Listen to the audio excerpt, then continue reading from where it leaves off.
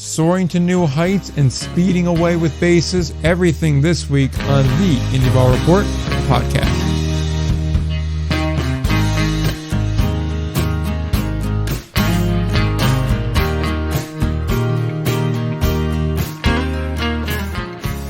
Back again, episode number 232 of the Indie Ball Report podcast, the only show that sounds like a zillion bucks on the track. Like, I was going to try and keep up with the whole theme of rhyme progressively, trying to escape the property from which I'm on, but at this point, there's nowhere else to go but actual escape. So, yeah, he's back again, by the way. At this point, he's basically, he is a co-host at this point, so I should really probably remove the guest tag from the show notes. Hey, put it on my LinkedIn, baby. I really hope you're not that desperate to fill out the LinkedIn, that this is what gets tossed on there, because I'm that desperate, but I'd hope you're not. How do you put watches a lot of baseball and cries a bunch on a LinkedIn? What's the fancy way to say that, do you think? Managing editor of and director of creative content. Comma, empath. Yeah. Under specialty skills, it's coping. Just not.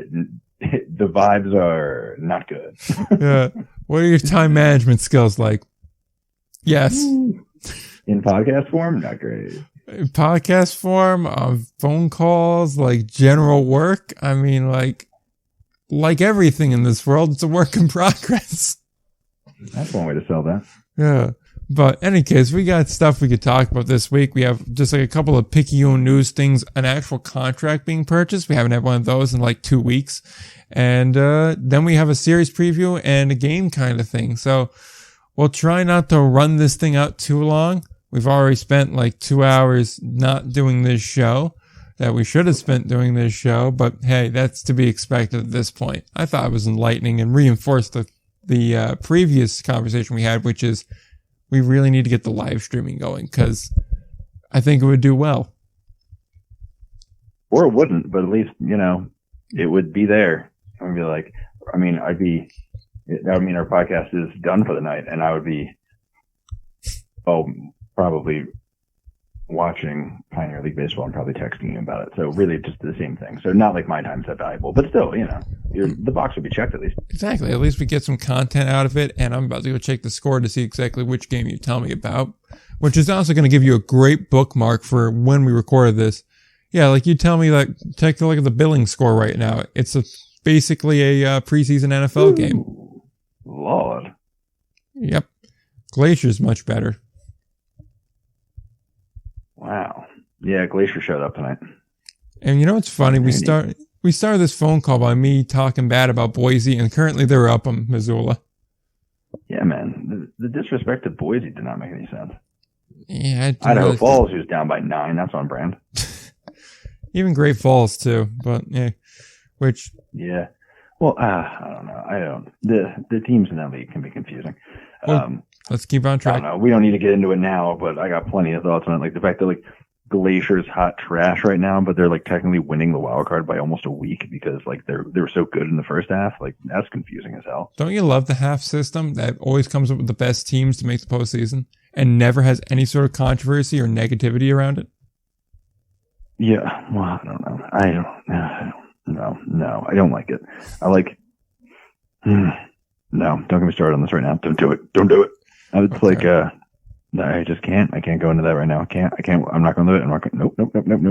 Nope. All right. Well, then we'll move off the Pioneer League. Like this Great Falls situation. There we go. Great Falls. Now we're doing it. See what you did? Great Falls. Like they're in second in the division right now. Like they're playing pretty well. They're playing good ball. They're like 500. Okay, yeah. A few games behind Missoula because of course, but they're also like 75 games out of the wild card because it's the overall standings and it's a totally different team. Just like be one or the other. I hate it. I don't know. God. So we'll move from the Pioneer League with one final thought of, I feel like there's some sort of promotional possibility there with the fact that there is soul in Missoula. Like, I feel like you could do something with that. Think it's a big jazz community out there? I don't know, but I feel like maybe you can make it work. Like, you have a very attractive word in soul, as part of your city name. So you could really make that part of your branding, or at the very least, a cool promotional night or event. Yeah, there's definitely one that's like Heart and Soul, Missoula, some sort of marketing campaign. We're really far off the rails right now already. Yeah, but that was to be expected here. Let's get back on the rails by talking about the Blue Crabs, who are the 6th team in Atlantic League history to reach 1,000 wins in their in their franchise's history. They defeated Spire City to get that win on the 15th. So, cool. Any thoughts on that? Nope, not really. You play a lot of games, you win a lot of games. I mean, good for them. They have been, I guess, mostly good, right? 1,000 wins in 15 years. I mean, do the math on it, and, you know. And, yeah, math. Let's put it like this. Under Cleburne, they've been very good. Or Clyburn, Sorry, under Clyburne, they've been very good. Yeah. Okay, you're right. Sorry, it got me thinking about Cleburne. Yeah, no, I will definitely agree with that. There's definitely sort of chapters of their history, I guess would be the way to say it. But I'm just looking, I'm stalking them in the record book. But, yeah, I wonder what their overall record is. I can find that. You can continue on. I'll interject when it's completely irrelevant because that's what I do. Yep. Also, here we go. Yep. They entered the season 950 and 947. Okay. So,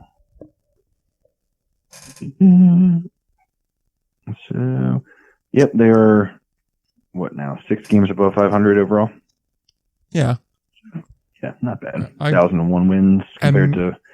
I hope they celebrate the 1,000th loss like a week later, just the same way though, like same energy, like same graphic, even just like I don't know. That would make me laugh. Between just the like two a of week us, later, just like also 1,000 losses, or that, yeah, like I don't know.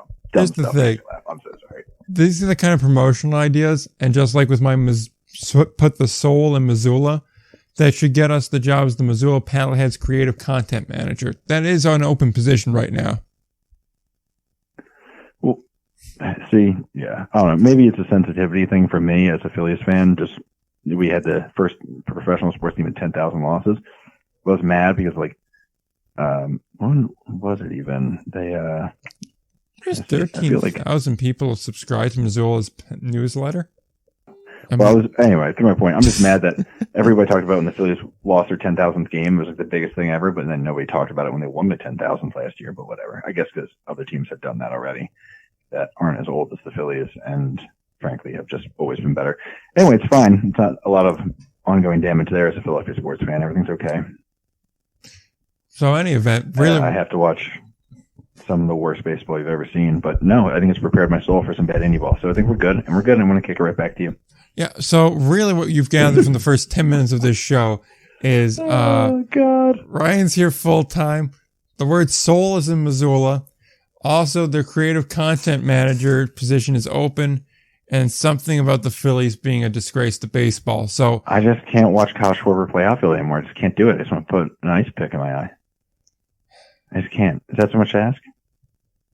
Yes. Now, moving on.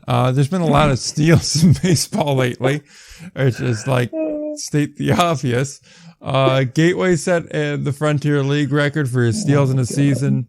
Brian Torres has set the single season steals record, which I wrote saves for some reason in my notes, but it is in fact steals with 61 in the American Association.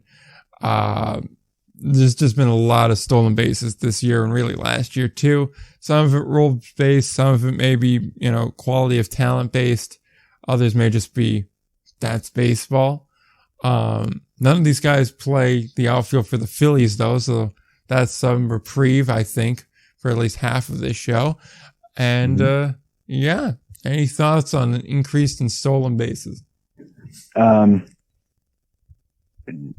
No. Well, hold on. Yeah, I do. I don't know if it's exactly what you might want to hear, but look, nothing on this show is really what I want to hear, but excellent. It's here anyway. What a platform for me to find.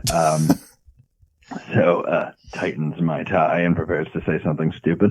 Well, I would say when it comes to the American Association steals, right? Yeah. I'm not necessarily on board with the fact that there's been I guess they already have more steals than they had last year. So they do have more steals, but I also see, that is, I think, its own phenomenon. Yep. But they're not playing with the same rule set the Atlantic League is. It kind of drove me up a wall. I had a sassy tweet all drafted up. I ended up shortening and doing just a normal sassy tweet about it. But like when the Atlantic League put out a whole article, and they never do articles, an article about how like these rule changes, these experimental rule changes have brought more stolen bases this year. And I'm like, first of all, I don't think you've had as big a jump as the American Association. You might have, but like it's close. And they posted it, and like in my head, I'm like, yeah, unlike the American Association, you guys have made it like really hard to pick people off. You have the single step off rule, and they're like flaunting, you know, oh, look how many steals there now are, when we made it very hard to prevent steals. It's like, yeah, like the obvious result was the obvious result. Congratulations. It just bothered me. I was like, what are we talking about here? I hate bragging like you did something. And they do that with the rules all the time. I don't know. You might remember when there was the debate over, I think it was the shift rule, which was dumb in the first place because the Olympic doesn't shift. And basically they were like, it's going to be like a better baseball product. And a bunch of people were like grumbling about it. And then all of a sudden the league was like proudly posting about how like it's very similar. Like there was like limited difference.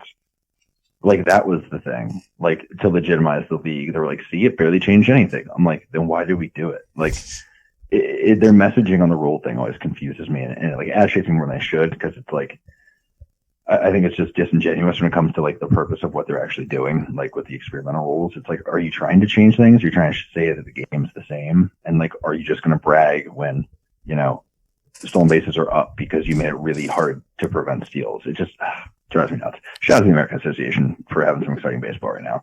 Not the Atlantic League doesn't, just their strategy bothers me. Sorry. Well, you got me on that whole thing on that one. Well, look, you know, nothing from like the past 10 of these episodes has really been what I expected. So really, this is just keeping with the trend.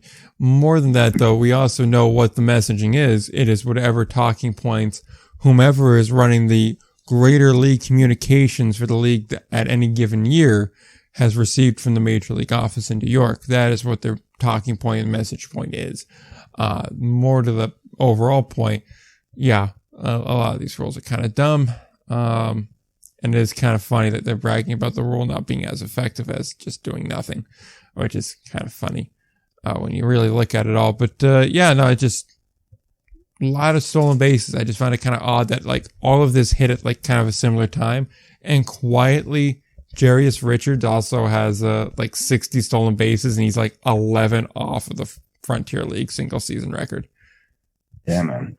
And I wonder too, I mean, if we're actually talking about the trends, I mean, steals are, I think, creeping back in the consciousness as a weapon. What's up? I wonder if pitcher talent's part of it too. Because like we know pitching's always been tough, but like post-pandemic it's been real tough. And so if you have a bunch of younger pitchers versus guys that have, you know, been around pro ball for a minute and still have the wheels, like you have a guy that knows how to steal bases on a professional level versus a dude that's just starting his professional career on the mound. If you don't have a really solid catcher backing you up there, which even if you do, that doesn't always matter, it's a lot easier to get a bigger jump and get down there. Especially if you know, like, okay, this catcher's not that great of a fielder. He's not bad, but he's not great either. I could go ahead and I could steal. And like in this particular case, there's a lot of 4 steal games, 3 steal games. You're not doing that unless there's a weak pitching staff and a weak catcher behind the plate. Yeah, like you're not even worried. Like they can know you're going to go and you're going. Yeah, that's definitely something. I think it's, I have like a bunch of different possibilities, and it's probably a mix of all of them. I do think, guys,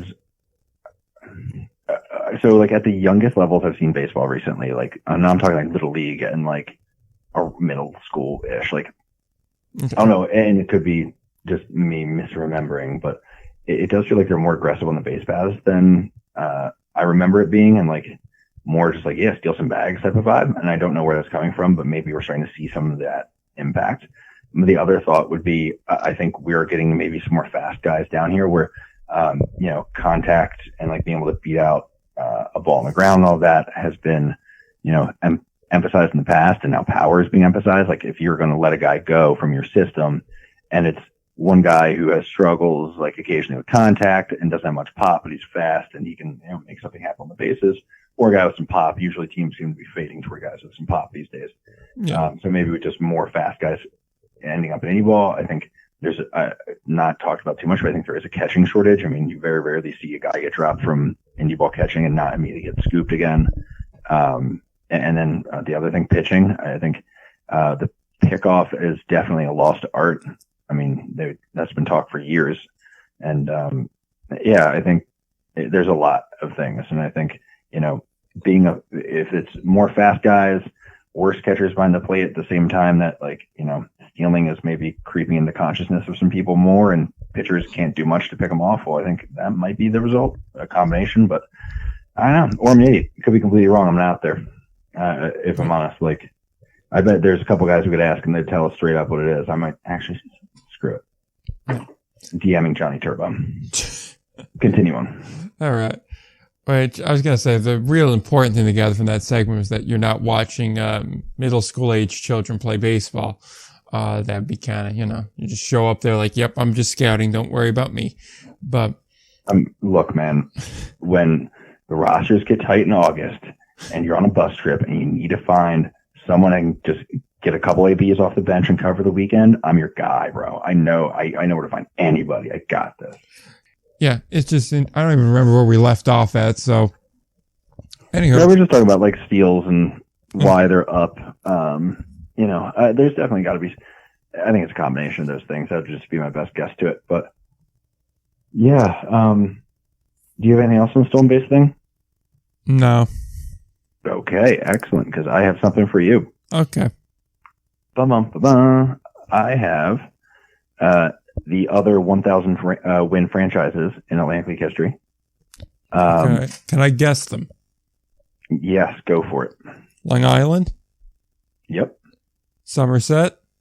Yep. I want to say Bridgeport because I know they were good for a little bit, but I just don't know if they got close and didn't quite cross over. I'm going to say Bridgeport, but I'm not confident in them. Yes, in fact, they were the fastest to reach 1,000 wins. What's bad is I wrote an article on Bridgeport too, so I should have known that. But hey, we'll take it. So that's 4. So I'm missing 2. Yep. Yeah. Okay. Are they still active? Yes or no? Yes. Okay. So and they are. Yeah. Anyway, I have a follow-up fact on it, but okay. Continue. Okay, but they're both still active. Yeah. Yes. Okay, so that would.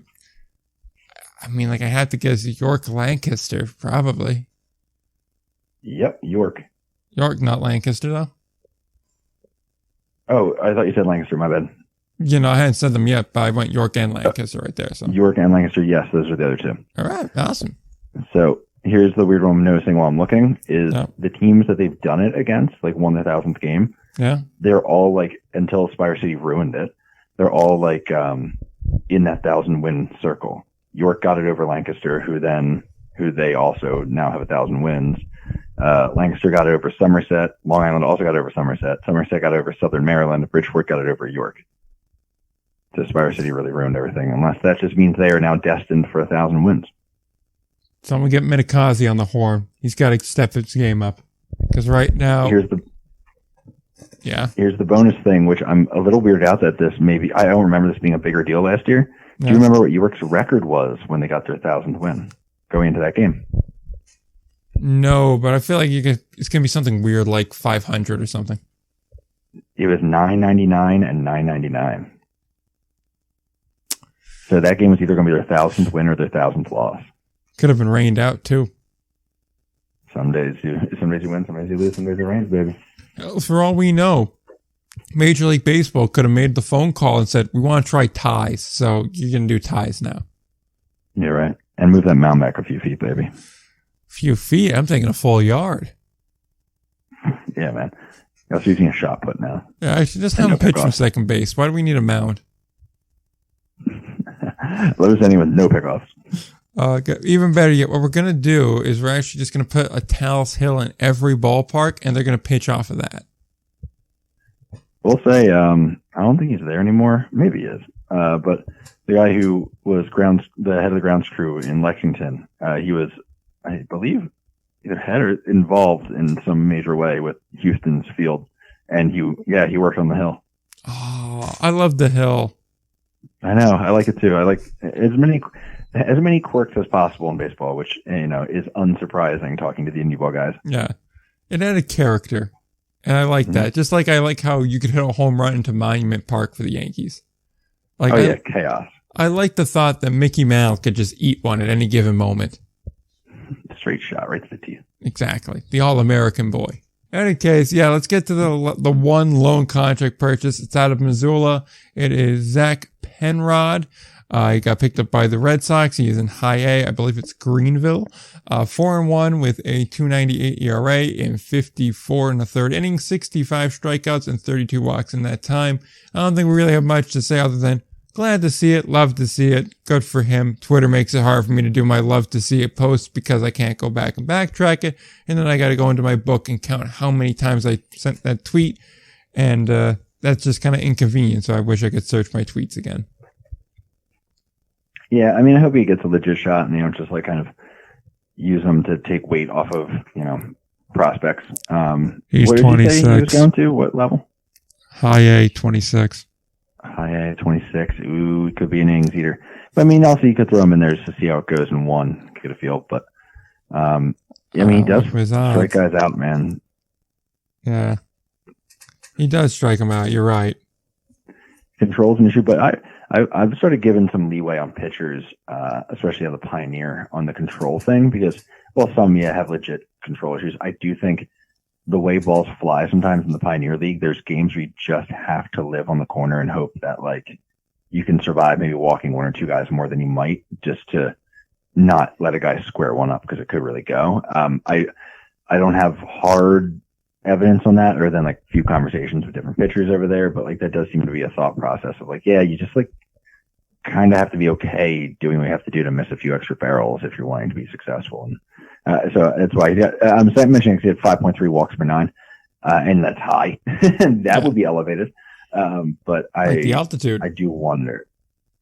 Yeah, and honestly, I mean, it was lower than that when he was in rookie ball and summer ball. I mean, he had control issues in college, but like now we're going back to like 2018, so I don't even think it's really worth looking at. But I mean, it's been fairly consistent outside of like a 5-inning stretch last year with Billings.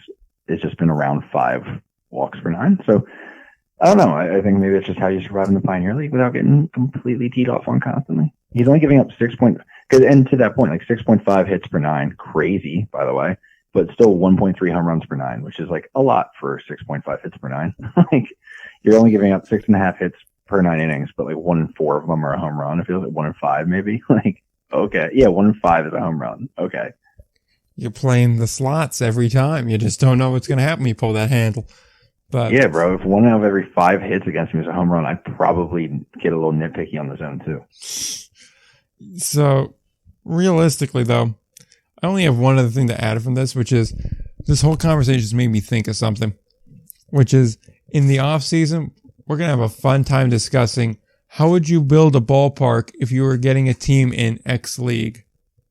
Because that's going to be a fun discussion to have because like we both really like wraparound concourses, but if you're in the Pioneer League, to give your pitchers a shot, you almost feel like, okay, either this ballpark's going to be very deep, which not great for your hitters, and also for the fact you need the land to build it deep. So then the next counter is, okay, well, we could put up a giant wall. And it's like, well, that kind of hurts the 360 concourse if you have a giant wall for a third of your outfield. Unless you want to put like concessions or bathrooms or something behind the wall. I mean, you could do that. Yeah, but like just depend on how you do it. There's a way to do it. Yeah. I mean, like I was thinking of like the right field corner at Camden Yards. True. But the other thing is you can't see the field from back a little way, so you have to get creative with how you want to do that. Yeah. So, yeah, I just thought that could be a fun episode when we get into December. I'm about it. Yeah. So that's my wheelhouse. Yeah. In any case, on to actual baseball talk for possibly the first time this week and possibly the only time this week. We really don't know. No one really knows what's going to happen next, least of all us. But we do know one thing, and that's that we're going to be previewing the Blue Cramps Fairy Hawk series, which is honestly something I don't think either one of us really saw coming. even as of 2 days ago, because the Ferry Hawks have made things competitive. This is a series going to be August 22nd through 24th, if I have my dates correct. Both teams are, as of right now, tied for first place in the North, and they need a divisional title to make the playoffs. I believe they could be a wild card team, but assuming that High Point holds on to that lead in the South and Gastonia would take the wild card, which I don't think is too large of an assumption to make, at least as of this point, they're going to need this divisional title for both sides there. Originally, Originally, when I wrote out these notes, 2 games separated first from last. However, now that has gone to 3 games. Either way, though, it is still extremely tight and extremely close in the Atlantic League North there. So something to watch out for, no doubt, there. So, hard fought, tight series upcoming. Let's take a deeper look at these 2 teams. Southern Maryland traveling to the Ferry Hawks for what that is worth. Yeah. I mean, I think the major talking point is Staten Island. I mean, this has been something that we've talked about in the past for, like, you know, could they be legit? There were signs, you know, of life. I mean, when they started last year, winning 1 game a series was good, and then they started threatening at the end of the year occasionally to, like, win a second, and then kind of fell apart. This year, they kind of came out at that baseline of winning a game a series and trying to threaten to win a second one. But for the most part, I mean, we had a whole conversation on here about we weren't winning series. I think they'd won like 2 series last year, and I think they'd won 1 or 2 by like end of June this year.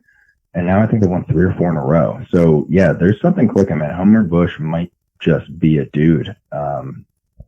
He might be on something up there, wherever the hell I am. For me, it's just out to the east. So out east is what we're going to go with, which is a weird thing to say when you live in New Jersey. Yeah.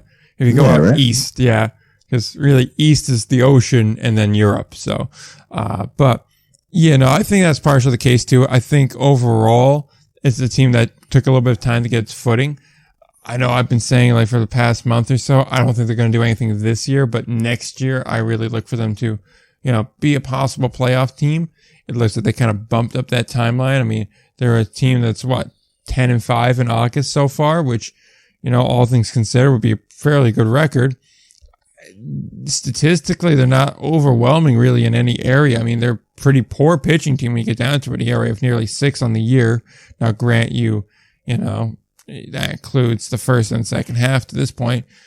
And I mean, the whip is pretty bad too, but they're winning games. And the thing is, and you pointed out before we hopped on and actually started recording, is they're beating good teams. That's the thing. They're not kicking the crap out of like Lexington, Charleston, and teams like that. They're beating up High Point. They're taking on York and handling them. They swept Southern Maryland earlier this month too, actually. So, you know, overall, they're beating quality opponents, which, you know, is a hallmark of a good team. I mean, they're got the longest, tied for the longest winning streak in the Atlantic League at the moment. So I hesitate to call them legitimate, but like they're a solid team, no doubt about that. It's definitely a surprise team too. Yeah. Yeah, as he said, they haven't been beating good teams. I mean, they just took 3 out of 4, including 3 in a row from Charleston, which that's less impressive. But before that, they swept Southern Maryland in 3. They took 2 out of 3 to High Point. They took 2 out of 3 from Lancaster. They then dropped 2 out of 3 to York. But yeah, and then before that, they took 2 out of 3 against Lancaster again. That's pretty damn impressive. So, there's definitely something to it. And it used to, again, be like, I always look for a team that beats the teams they should beat. And then anything else is a bonus. And I think they're at that point where they're consistently beating teams they need to. I mean, they've, I think they've cleaned up on Lexington pretty well this year. Yeah. I'm just checking through their schedule. But yeah, I mean, you did note that like their stats don't really stand out. But also, I mean, the beginning of the year was not pretty, right? I mean, Let's be honest. So they've won 1 through 5, 6, 7, 8, 9, 10, 11 out of 14, right? But then even if we take that out, what's their record? It's 30-42 before that. So yeah, I mean, yeah, you're including a lot of time where they did suck pretty bad. But this does, I mean, it's easy. I guess it sounds cliche, but it does seem like a new team in many ways. Like it's probably one of those things where they've just been adding pieces and kind of fine tuning some things, getting the mix they want, and maybe part of it's Homer Bush kind of getting his vibe too of how things are going to go and how he likes to run that clubhouse. But I don't know, man. They've definitely got something cooking right now. I'm just looking. Yeah, they're kind of delivering in many ways. Which also goes back to what we said earlier about the half system here. While there's many things to dislike about it, I mean, no denying at least this, that it's certainly helping Staten Island now, which I hate to go quiet on you for a minute here, but I'm looking at the transaction list, and I see Andre Scrub is back with Southern Maryland now. And yeah, there you go. Did you see who got activated for Staten Island? No. Brandon Pugh got activated. Ah, okay. Yeah. Also, Ryan Hogg got placed on the reserve list for Southern Maryland, too. So interesting. Yeah. I'll resist the mention of Brandon Phillips getting signed by New Jersey, by the way. Yeah, I'm just assuming that's because he has a bobblehead night there coming up. I can neither confirm or deny. It's very likely because they wanted him on the eligible for the playoff roster. That would help too. Yeah. Hey man, his softball team just won the championship, so he's got the mojo going. He's like, damn, I could get another one of these. Nothing says a resume. PJ. That's what he needs to top off a Hall of Fame career as a Frontier League championship. Yo, he's eligible next year, man. He's still got time to get that resume cooking. You got to make sure he gets that 5% stay on the ballot. I think he'll get the 5%. I don't think that's a problem. Yeah, man. It's going to be interesting. Him and Chase, I think it actually hurts him having Chase on there. Well, see, I don't think you could possibly vote for that ne'er-do-well. For the record. Yeah. Over the last 14 games, Staten Island has allowed just 60 runs. So that's about 4 a game. Pretty good. Yeah, I mean, honestly, it's not terrible. I mean, you can win games like that. That's not a problem. For sure. I mean, yeah, they had one game where they kind of got lit up, gave up 9 to High Point. Well, that's High Point. But then they backed up with a 14-4 win and a 13-3 win. So, after it. They had a couple shutouts in the streak. Yeah. Yeah. All right, well, interesting. Very interesting here. Southern Maryland perspective here. Any deeper thought on that, or? I think that team, like you mentioned, is starting to come back together a little bit. Yeah, I mean, they are who they are. It sounds dumb, but they are very much the prototypical Southern Maryland team again, which is kind of funny that they end up that way, despite, new faces, far more roster churn this season than we've seen in past years. But we keep ending up with kind of the same result here, middle of the pack, below average offensively, but they still got some pitchers just finding dudes who get it done. It's kind of wild. I mean, yeah, I'm just looking at the guys who've been getting it done, and it's just it's the same vibe as always. You got Liam O'Sullivan's over there. Hobson, and he's hitting not nearly as well as they need, but he seems like he keeps getting random hits when they need it. And you're okay, sure. Yeah, Braxton Lee. Braxton Lee is a great ad, man. Boy, he done great. Khalil Lee, too, for that matter. Khalil. I love the 2 Lees. Chaos. Yeah, one being the guy that's been there for a while that you just called a great ad. The other one being the new one that got released from the Mets. Well, I was just thinking because how Braxton Lee, since last year, I feel every time I look at a box score, he's got a hit. Fair. Is that a reason why he got made a player coach so they could pay him a little bit more so that way he would stay? Maybe. I don't know. Yeah, I was a little... I didn't even do some follow-up on that one. I meant to, but... the other one that I noticed with the Southern Maryland is sorry, I hate just the Atlantic League's box scores, but I'm trying to eye it up, what their bench is looking like most days, but I guess that's just something I'm not allowed to do anymore. In conclusion, I mean, it's Southern Maryland to the T. The back end of their lineup has holes in it. Honestly, the 1 through 5 is good. That's kind of how they've found ways to operate. But where they, Southern Maryland does that thing where they get close to the playoffs or they get in the playoffs and they have trouble, and it's because they go against in big games where every at bat counts and they don't have as much of a complete lineup out there getting it done. I feel like they are in danger of that again. Have to be real. Yeah, their offense still is not doing anything that special. So, yeah, they just got to stay on. I mean, easier for me to say. Also, they scored 12 runs tonight, but that was on Spire City, so it's tough to tell. But yeah, I don't know. Southern Maryland always makes me a little bit confused because you want to be like Southern Maryland, like they're so close all the time. Like I want to go for it, but then they have so many things that don't inspire confidence. But then they keep winning, so I don't know. I mean, for me, they're just a regular season kind of team. They get by, but then when it starts to get to the point where you can't afford to make mistakes in, half the games, and then it's like, okay, now we're starting to see the real team. It's becoming more and more evident. So, Rich. Yeah, I agree. And I feel like I was underwhelmed by them in that statement. I'm not. I think they're a good team. I think they have a shot at the playoffs. Obviously, they're tied for first right now. I just don't necessarily see them making moves.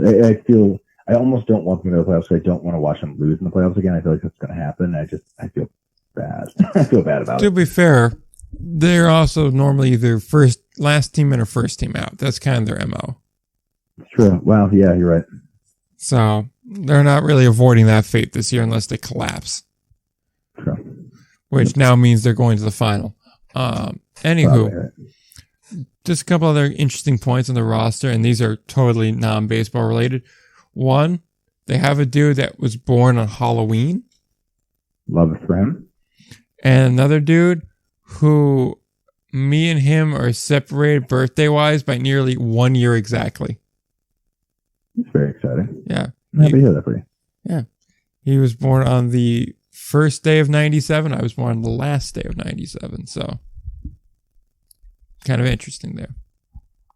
Go, Jacques. Yeah. So, okay. Yeah. Just kind of an interesting little tidbit there. I'm going to quickly check to see if Stat Island has another one like that. I don't really have any baseball kind of anything to add here. See, the problem is being behind that Flow Sports paywall really hurts my ability to be able to judge the actual baseball being played. I mean, it's not going to stop me, though. Christ knows it won't stop me. Yeah, well, I'll say this for them too, like because that was a reminder that I am the one who's seen more of their games, so I should talk more. But I would say too, they got a weird. It's not the same. Like you remember, like you typically fear that bullpen, and their bullpen is handling well. But I still like it. They got Jim Fuller, who's had weird moments throughout this year where he's just gotten murked, but then tonight struck out the side, and he has those outings. But once again, they fall into this thing like they just need long outings from pitchers to like get to a couple good arms in the pen, and I'm less confident in this starting rotation than other rotations they've had. Like I don't know. Yeah. Interesting thing here, just looking at this lineup for the Fairy Hawks, it's not that old of a lineup. Oh no, it's definitely a young crew. I mean, I'm gonna flatter my own self by saying there's a lot of 97 birthdays here, so they're all still young, and I also see a decent amount of like 2000s, 99s, which also at the same time makes me feel old. But yeah, like I'm not old, so kind of interesting thing there. But yeah, it's a younger team, so I almost wonder if that's part of the reason it took them a little bit longer to get going, because they were more or less making the adjustment, getting into things here, and now we're kind of at this point you are settled into the year, so now it's more just going about it, getting business done. So I will say too. Okay, first of all, they do have the youngest pitching staff so far in the league by their average age is 27.3. That would also explain a lot of their problems. Offense, yeah, 26.8. Now, so it kind of struck me, and you saying they're young reminded me. We really lacked confidence in this team in the off season because every sign they had was like some rando, bro. It was like no one, like very few with a lengthy experience, and the guys they had a lengthy experience feel like they traded for with the lengthy guys. Or they were shelved last year, too. There was a couple like that. Yeah, or they were signed D2 guys, which is usually nothing wrong with D2 guys, obviously, but that's your spring training signing. That's your mid-season signing. It's not your we have 6 dudes on the roster locked in right now signing, and we've 3 months until camp. Like, it was just odd. And like, I felt like, maybe I'm not exactly remembering exactly the dates and who was signed, but like, we looked at each other, we were like, what are they doing? And I talked to a couple of people around the league who were a little confused, but the roster churn they've had is crazy this year. It kind of speaks to they definitely have leaned in toward like, we're going to, basically make moves until we have the roster we want. They've sent, so like Southern Maryland, so we're looking at 25 batters for Southern Maryland this season. They've had 39 batters for Staten Island this year. Huh. That's a lot, boys. Yeah. It's interesting. That's crazy. Yeah. Like, Lexington's at 37, and they've obviously got a bunch of roster churn for reasons. But, crazy. Yeah. That's so many batters. Damn. But, yeah, it's interesting going over there, having them run like that. So, Fairhawks are an interesting team to watch. Plus, now they get Spire City, too. So, yeah, man. Good time to stay hot. Spire City just got smacked in the mouth of the Blue Crabs. Yep. Oh, and Southern Maryland has a Lancaster series here. Oh, I'll learn about them. Good news is we could walk away with only 2 teams tied here. We have to, right? Unless there's a rain-out. Yeah, I suppose. Well, I mean, in theory, Staten Island could lose some games, and then obviously one of Lancaster or Southern Maryland would lose a game, which then would put someone in sole possession. Very true. So there is that. Yeah. And so, yeah, on that note, I think we could probably wrap up the whole series preview bit so that way we could go into either the game segment or get the props and stuff out of the way and then go into the game thing. So any other thoughts on the series? No, not really. It is crazy. Like, this is sort of just a general thought for people who are looking at, like, it's a 3-way tie for the playoffs. Like, why are we not making a bigger deal of this? It is crazy how long the Atlantic League season is. And maybe now covering four leagues is just blowing my mind a little bit. Like, doing the standings, which has got some new graphic stuff going on. So that's fun. But very fancy graphics too. Part of it's like looking at like the standings updates and like Quebec, they're in a damn near tie at the top of their, Frontier League standings, and their elimination numbers, like, their magic number 17, and you're looking at magic numbers like 30 something in the Atlantic League, and it's like, damn, dude, they have so long to go. I mean, we're looking at 2.5 weeks in the American and Frontier League, and we're looking at like, yeah, it's like an extra 26 games, or actually in the case of Frontier, I think it's 30 games. Yeah, you're right. It is 30 games exactly. I think 96 to 126. Yeah, and it occurs to you when you're like, damn, they're finishing a lot sooner. And you remember they also started a couple weeks earlier, like a couple full weeks. Like, Jesus, the Atlantic League season's a grind. Yeah, like that. Yeah, because they play into October. It's wild. On one hand, it's like a good thing because it gives you something else to cover, like once everybody else wraps up. But like on the flip side, like, this is a long season, man. Yeah, bro, it is. It is like crazy to think about how long that year is, and like it's such a grind. Like it's not as long. I guess it's like 2 weeks shorter essentially than minor league ball. Yeah, but just such a long grind. Like bus trips, the roster grind for like management in the front office. Like, minor league is a different situation. You're not finding your own players. You're getting sent from up top, and like, damn, dude, that's just a lot of days. That's a lot of bus rides, scrolling box scores and Baseball Reference, trying to figure out who's good and possibly available. Yeah, definitely. So on that note, let's just get the props and crystal ball bit out of the way. So we mentioned a little bit earlier, Jarius Richards. He's at 60 current stolen bases, as long as he didn't steal any tonight, which who knows, he steals a lot of bases. First of these predictions or crystal balls here is that we know he's going to set the record. I feel like that's a pretty safe bet. He's got like about 17 or so games to get 11. That's doable, certainly. I think he gets to 80.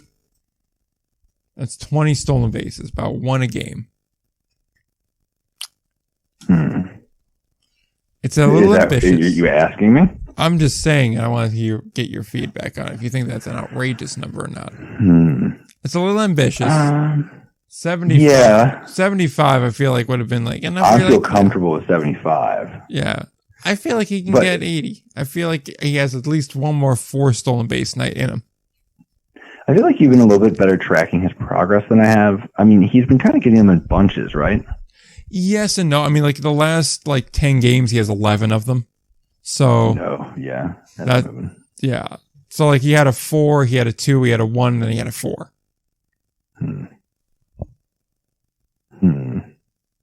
Now, occasionally he'll go a night without stealing one. He may even go like a series without a stolen base, but then he answers it back by having like 5 the next series. So it's like, okay.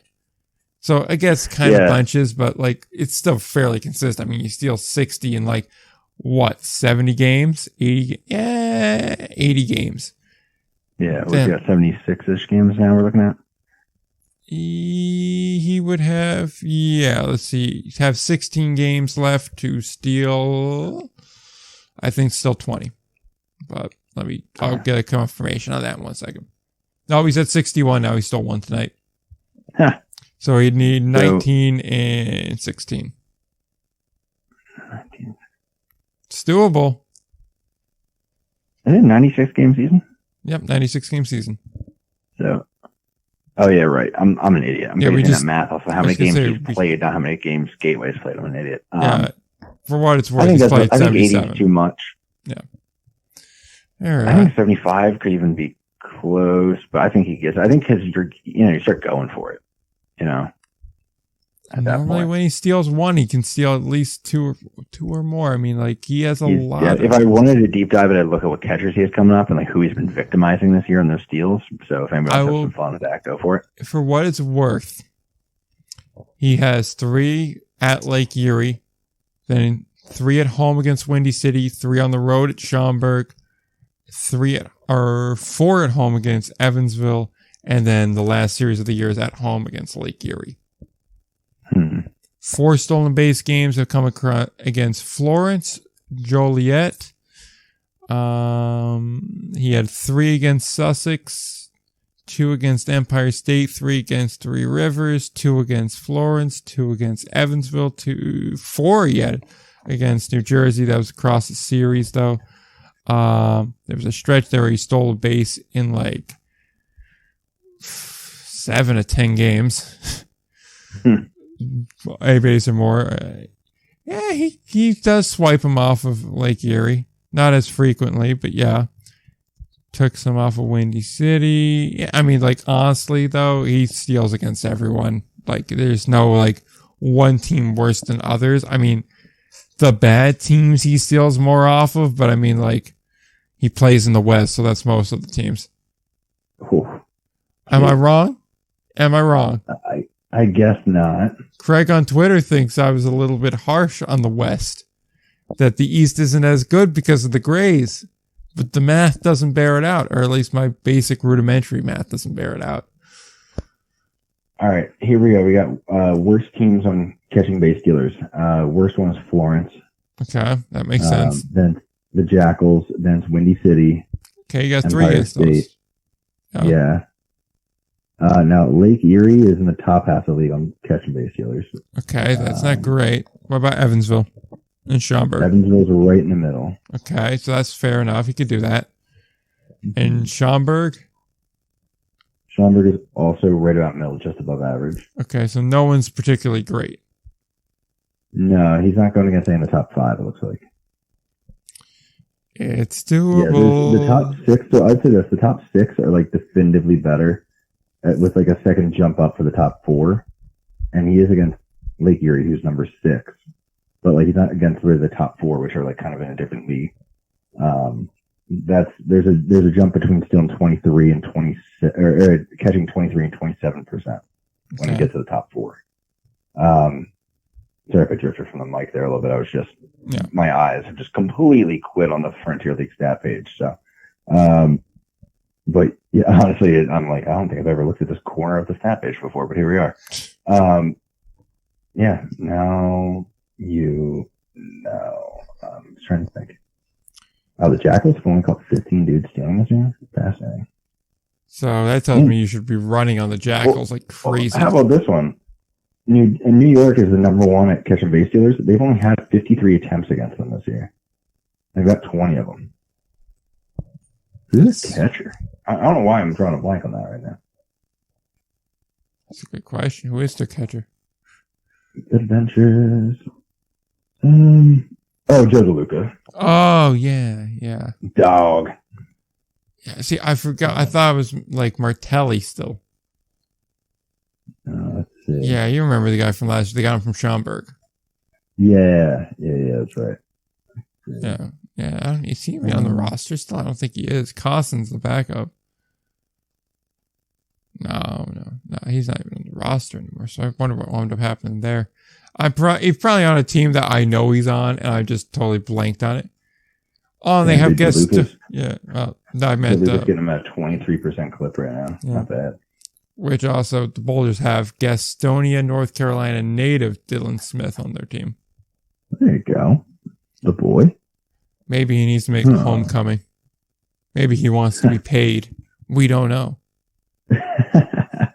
Matt McDermott used to be able to. He's from Little Falls, but unfortunately for him, the Little Falls team is now in Patterson.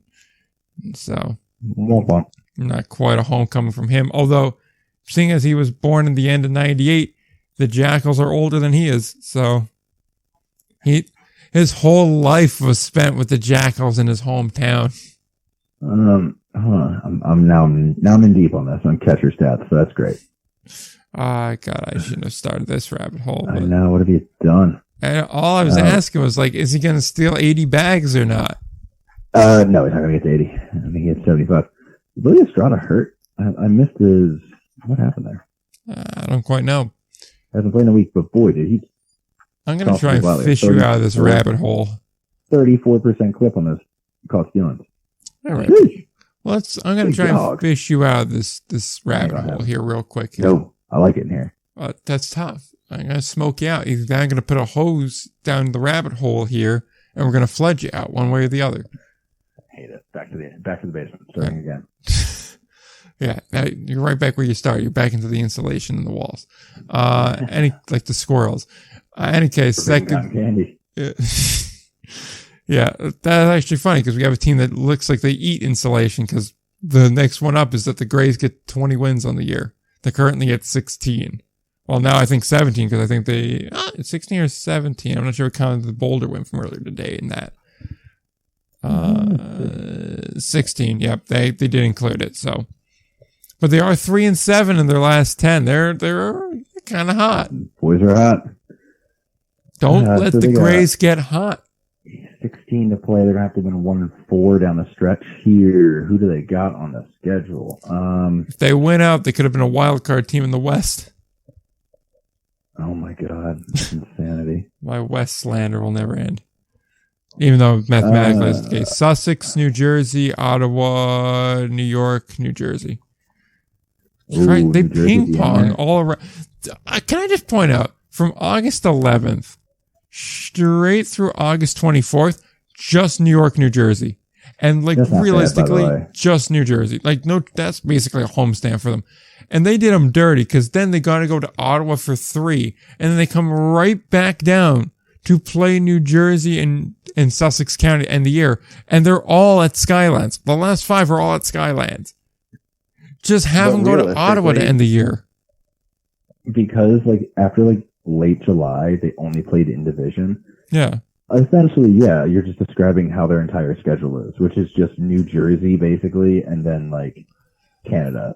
Yeah, but, like, I'm just saying, like, here's the thing. Like, at least throughout the year, it's like, okay, you know, they got to bounce around a lot. That's part of it.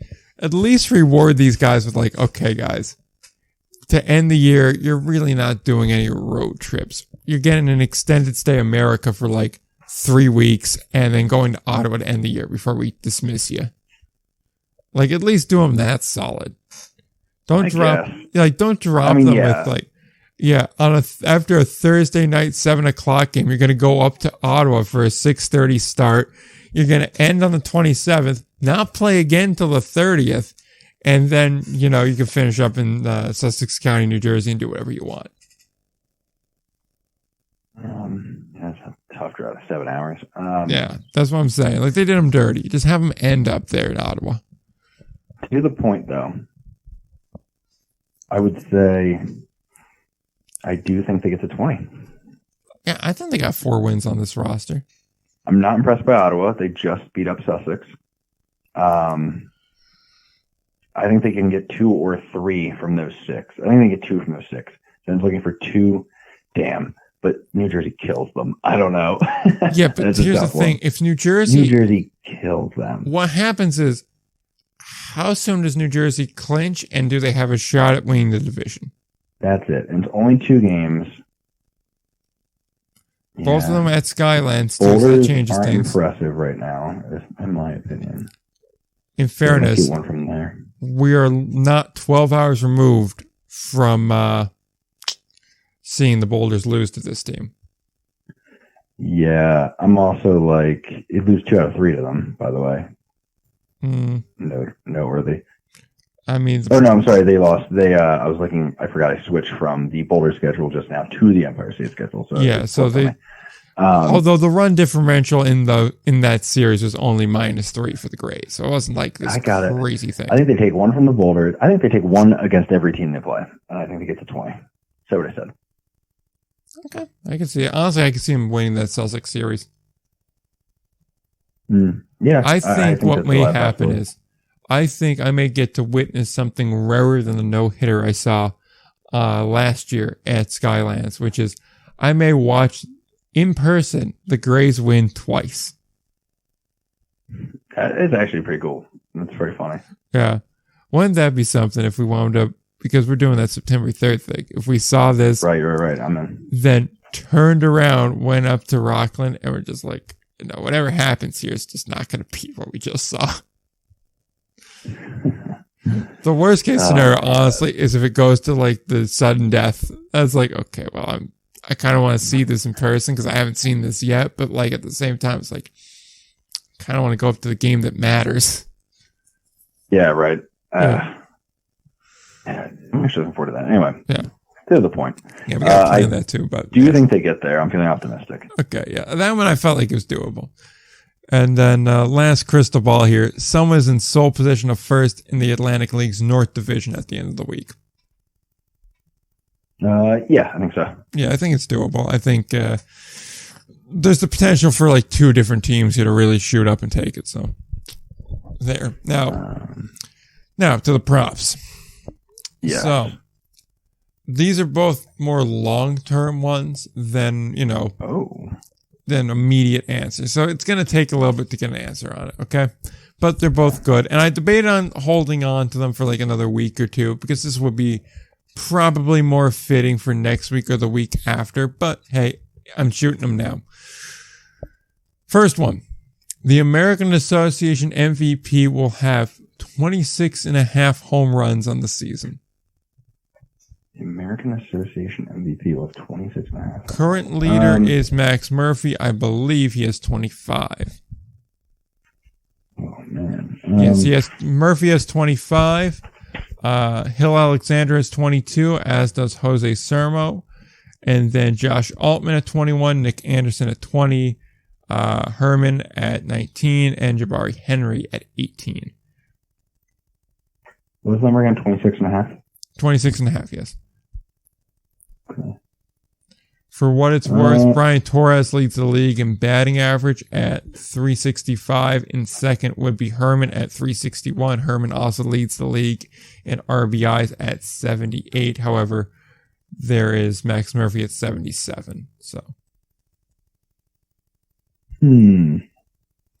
I could see them giving it to Max Murphy. I'm also trying to do a little like mind reading on like who they're going to go for as the MVP. See, I think they like the injury comeback thing. Back-to-back years for Murphy at that point. Then they like promoting him on socials. That's kind of another thought I have. Yeah, true. Go from one back-to-back to another back-to-back to go Adam Brett Walker 2 years in a row to Max Murphy 2 years in a row. That being said, Max Murphy's team is pretty terrible. What? Winnipeg's not. Yeah, you're right. Yeah. Hey, man. When you're right, you're right. I don't really try to make it sound nice. I just go right for it. to my own Might as well. detriment, but hey. Shoot, man. I don't know. I'm leaning toward yes, simply because I have talked myself into them going Max Murphy. Yeah. I mean, I could see that. Here's the thing. Like, Herman also has a case, though. Yes. Yeah, I agree. And I don't think he's going to get there. So, like, to the number. Yeah. Because I don't know. He ain't going to hit 7. Well, actually, he'd have to hit 8. 8 homers he'd have to hit to be over. So, see, what's hard is I think it is going to wind up being Max Murphy again. And there's no real runaway here. It's just like, yeah, you like everything. You're like, yeah, Max.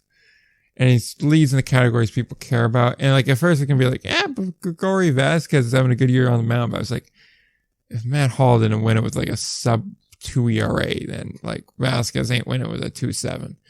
So, and like they promote Solomon Bates a lot, but his ERA is way too high. He could possibly be a pitcher of the year guy, even with a 3.6 ERA. But hey,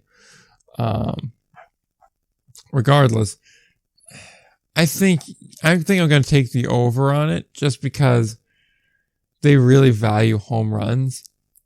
And I think there's enough there where like I see Sermo kind of creeping up on there. I see Altman up on the RBIs too. And I think if they just improve their batting average a little bit, they could be contenders too. And obviously Max Murphy's there as well. So yeah, I'll go with the over. Yeah. Depending on your definition of like qualified hitter, I think he was like Max was like 5th or 6th in OPS last year for qualified hitters. Okay. If that is, I'm trying to like basically see like, are they leaning more like OPS or are they more home runs? I'm trying to say they're going over as well. I agree. They've got the track record for it, so that's what I'm going to go with. Oh. All right, and then the last one here, Pioneer League.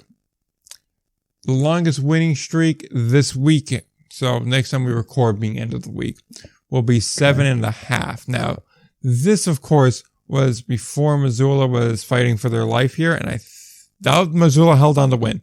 So they are at 6. Wow, really? Yeah. God, they're so good. Yeah, they pulled it out. Michael Schlatnos and the Ball Club. My God.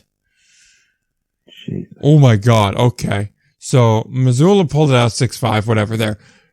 Take a look at the other two scores. Good never. Whoo! Oh my Lord, dude. Pioneer League on a Pioneer League. 22-5 and 24. Billings Glacier, respectively. Walk off in the 9th, it looks like, from Missoula. Whoo! Dang, who got that done?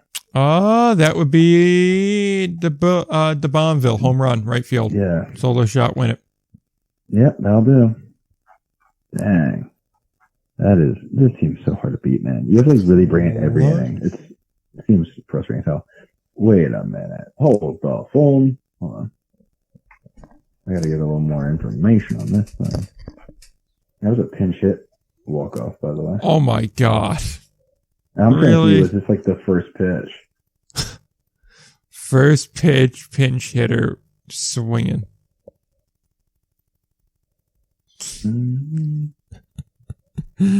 Oh God, this team is too good.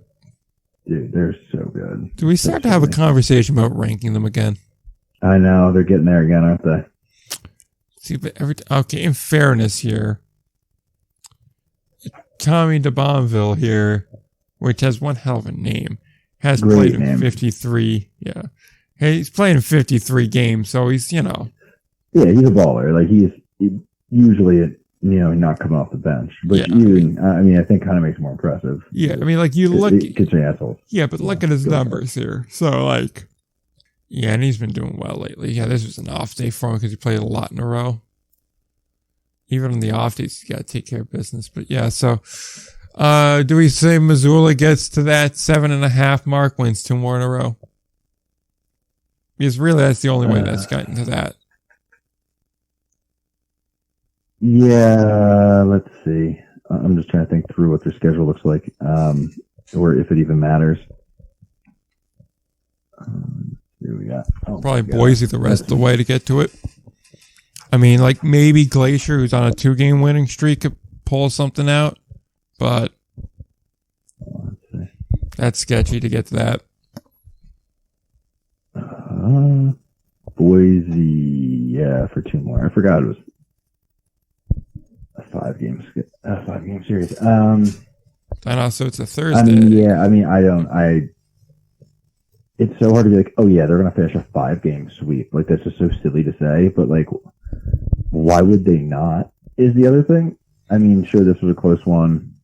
It's also a demoralizing loss if you're Boise. The first 2 weren't. Yeah, I mean, that sucks too. You lose 13-7, 9-0, and then you have the lead and then get a walk-off. And especially like that. Yeah, and if you look at that box score too, it looked like they gave a run each inning leading up to that. So yeah, it was a late lead too. Yup. Yeah, so they blow it like that. That sticks with you for a little bit. It's hard to shake off in 24 hours.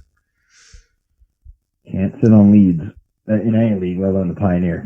Oh, God, especially because they put up, 4? I mean, look, I'm not saying they weren't trying to score more runs. It's hard to score off Missoula, but yeah, you got to keep that same intensity if you can. Yeah. I wouldn't overthink this. Take the over to get to 8. Yeah, I'm taking the over.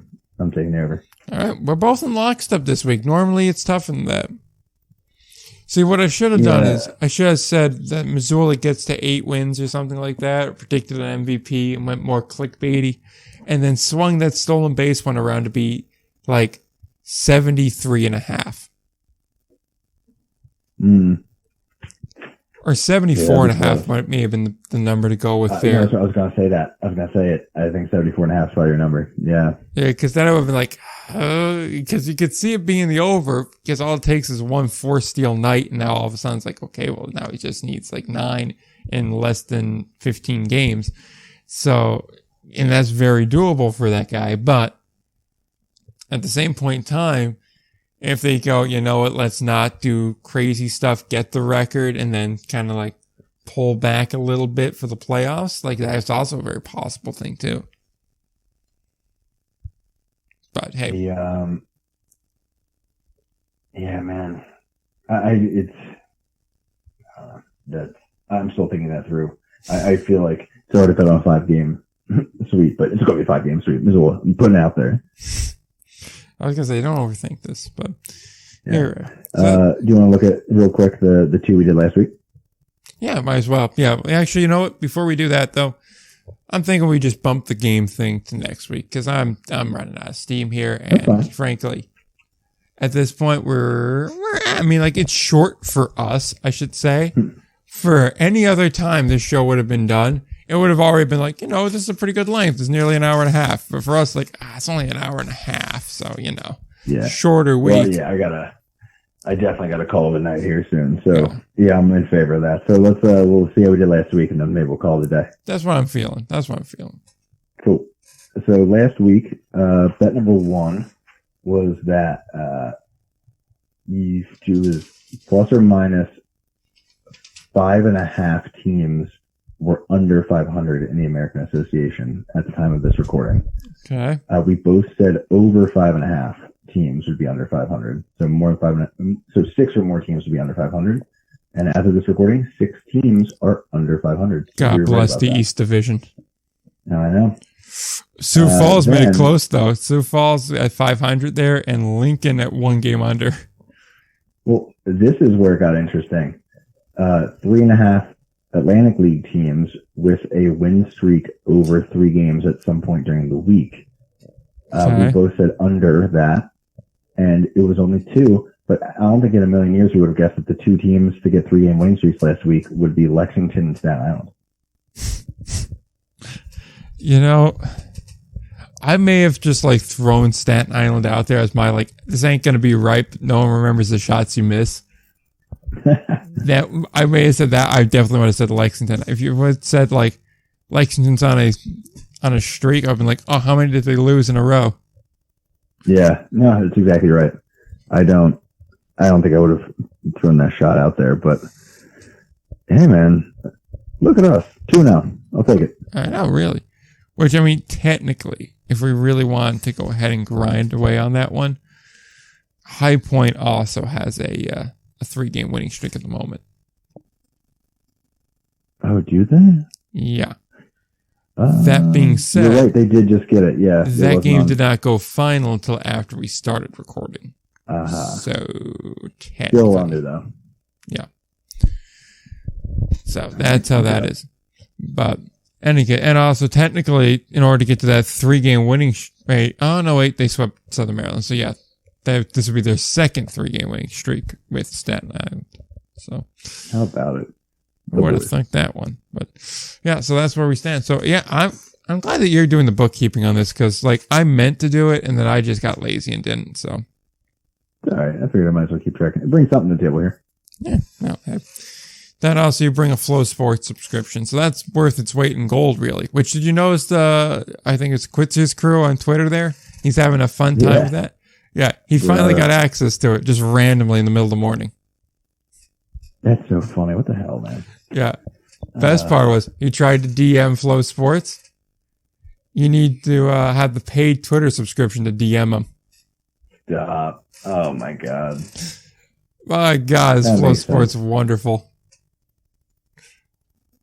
Oh, my God. Yeah. What the worst company. Anyway, I'm going to let that go. It's okay. We got to get to bed and we got to call this thing. I know. Honestly, I'm proud of ourselves because, like, we messed with the first one that was like an hour and 40-minute long timer, but this next timer we said that was 90 minutes. We still got 4 minutes on. So that's enough time to do plugs and get out of here. So plug your stuff so that way we can get out of here.